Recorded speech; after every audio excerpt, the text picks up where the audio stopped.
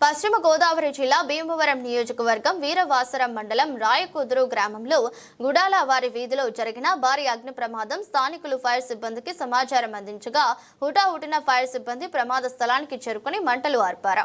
ఈ ప్రమాదంలో ప్రాణ నష్టం లేకపోవడంతో అధికారులు ఊపిరి పీల్చుకున్నారు. ఈ ప్రమాదంలో ఇంట్లో ఉన్న వస్తువులన్నీ కాలిబూడిదయ్యాయి.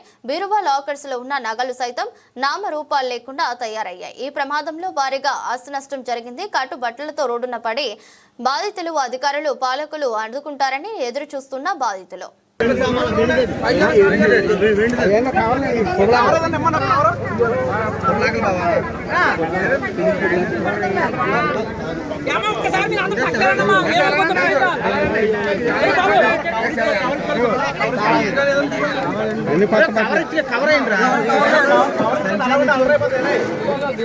కదకుండా ఆవు తగ్గినారు